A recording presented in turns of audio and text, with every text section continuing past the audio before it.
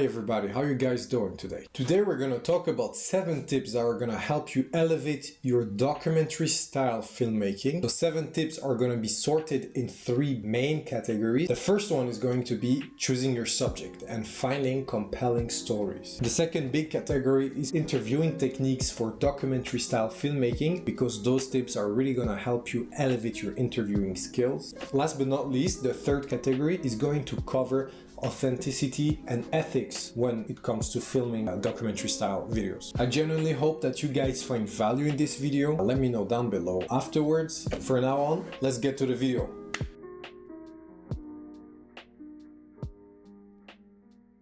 Tip number 1 in finding your subject or finding a compelling story. Think fiction, all right?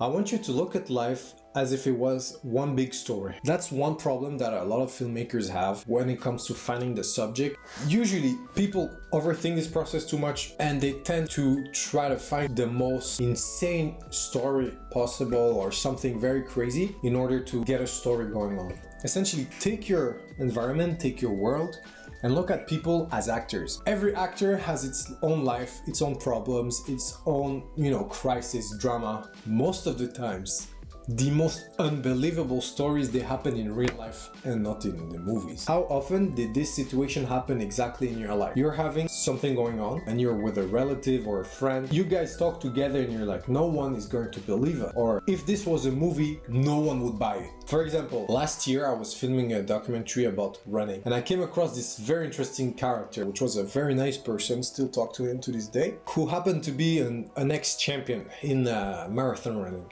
His whole life he was running races and races, the marathons, 42 kilometers, 21 kilometers, semi-marathons. There's a translation in miles for you. And this guy, he was well past his prime, he was retired from running, but he just couldn't stop. He was addicted to running. And what happened is that every single day he would run about 12 kilometers, again in miles here. Every single day he would run. But here's the twist, he had a tendon that did not work, that was dysfunctional. And all the doctors told him to stop running. That was too much for him. Essentially, he had to go through surgery and he had trouble even walking. But this guy, what he would do, he would take a lot of painkillers and he would just go and run anyway.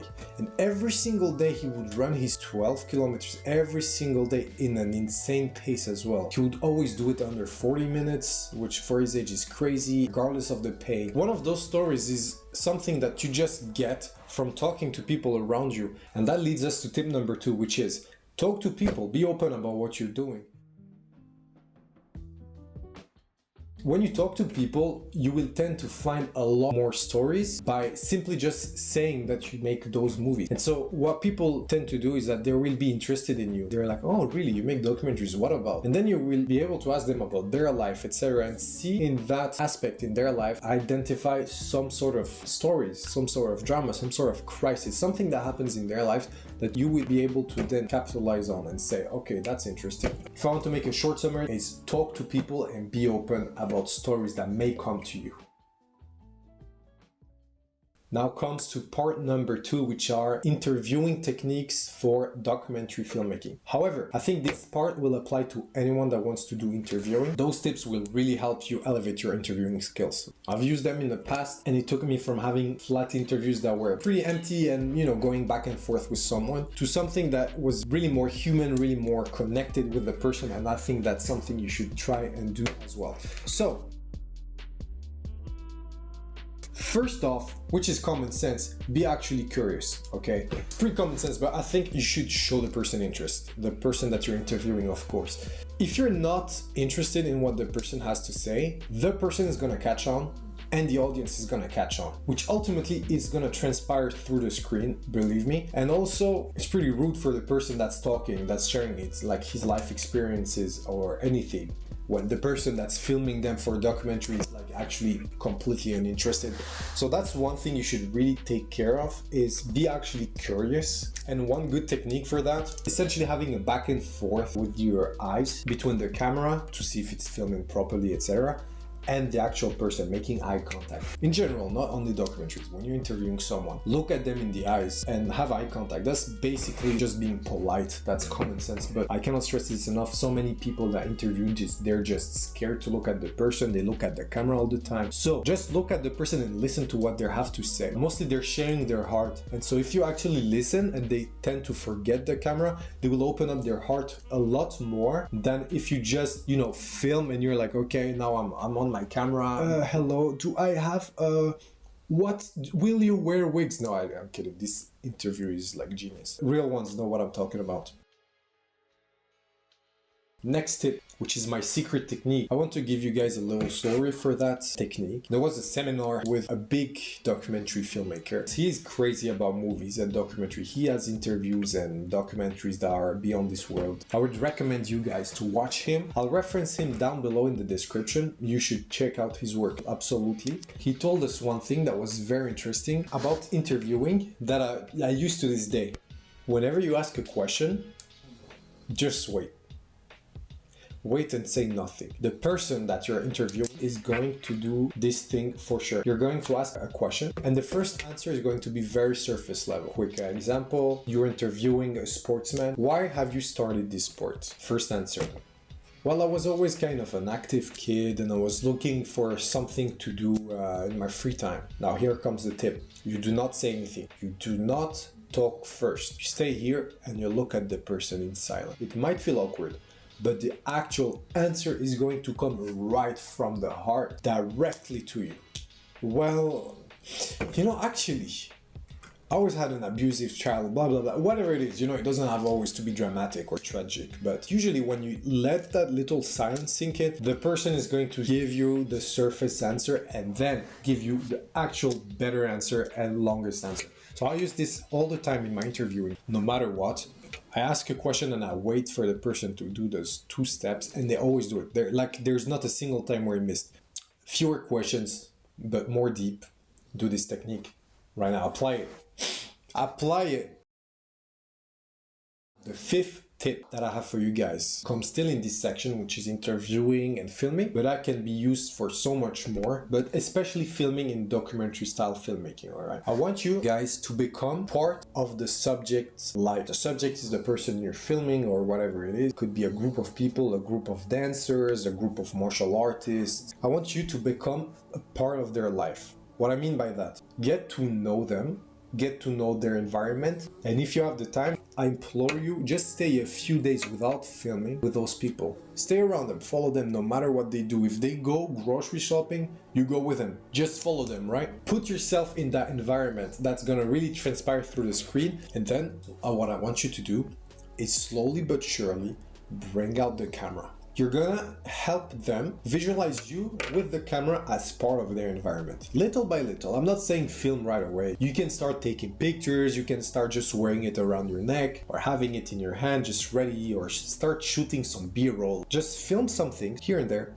And it's gonna help the subject and the person that you're filming being more confident and comfortable with you being here. And what I want you to do is blend in so well that you're almost becoming invisible for them. Let them know you will be having a camera, you will be filming, but don't let them know when. Unless it's a real interview or unless the person has certain demands, that's different cases. And dress like them, be like them. If you spent a few days or a few weeks, that's for bigger films, with them, you're gonna catch on their habits, their way of talking, their way of dressing. So that way you can be like a part of it and you will not stand out. And people are not going to be as awkward as if you just came in guns blazing with a camera, puff, puff, puff, tripod, all of this material in people's faces, filming them, following them, and you dress completely out of their world. For example, you're filming a bunch of dancers and you pull up in a suit, you're gonna be really weird. And also if you're gonna film in certain parts of the world and you dress up too nice or you dress up not nice enough, I cannot stress this enough. Research, but adapt to the environment you're filming in. That's a very important tip so that you blend in and then the shots will be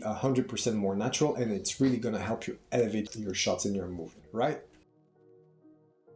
On to the last part, which is the third part, documentary ethics and the authenticity in filmmaking. So, tip number 6, a documentary is not a news coverage. I repeat, a documentary is not a news coverage. What it means, this is fiction that happens to have actors who aren't paid, who aren't scripted, who are amateurs, but you still film their life and you still film a story with them. What I mean to say, your movie is always going to be biased. No matter what you do, you can always say that you don't want to be biased, that your movie is going to be completely neutral. Good for you if that's your ethic. However, it's always going to adopt your point of view if you're filming, if you're directing, if you're editing. It is going to adopt your point of view because the person who's filming is yourself, with your experiences, with your background, with your view, with your eye, with everything. So no matter what you do, you cannot just say, here it is, and it's completely unfiltered and I'm saying nothing. You're always going to have some impact. So, my advice, embrace it. Embrace the fact that you're biased. Embrace the fact that you're telling a story, that what you're doing is showing the world a vision, an angle of that subject. Don't need to be so shy about stating what you think, showing some things, because ultimately that's what people do in documentaries. And I'm not even talking about people who are staging documentaries, because that's something else. A lot of documentaries are known to be completely scripted. On the same subject, the last tip, the 7th tip, editing is a way of writing. If you're going to be editing your own video yourself, this is a form of writing it. You're putting the shots, the music, the dialogue, you're putting together pieces that are going to mean something in a certain way. You've all seen that example of some people working and over them there was a song that was sad and the voiceover saying, "Those poor people. They have no choice but to work hard labor to feed their families. Those people have nothing to do else." Then there was the version with an upbeat music saying, "Those people are happy to work. There's plenty of opportunities in this country. They work every day. They're so glad they can feed their family." See how that changed your perspective? Editing is the same. It's writing your stories. A wise man told me there are 3 stages to writing a movie. The scenario is the first writing, filming is the second writing, then editing is the third writing. Each time, you're going to have a different story that's told. Maybe you read a book and there was a movie adaptation. The filming changed the book because you didn't think of it that way or you saw it differently. It's rewriting it. Then the editing, again, the third writing. So I want you to think of editing as a writing tool rather than just a technical tool to cut off the noise. Really use it as a storytelling element.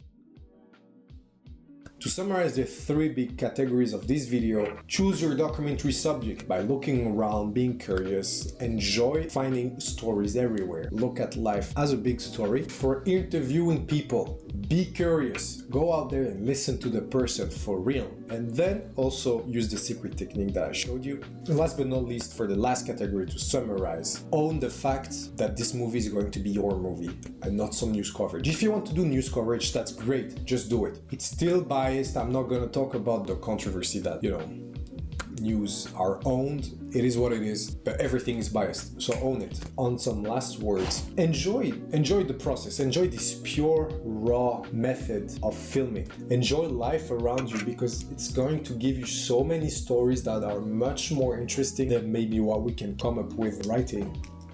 I'm not here to argue, but enjoy. Okay, next time we're gonna cover some filming skills because I told you about how to not look at the camera, etc., but filming can still be tricky, so we will cover this in a separate video. Let me know down below if you want this. If you like this video, don't forget to like, subscribe to my channel. I'll be really grateful. Hit the bell, and that's it. Comment, share. Bye.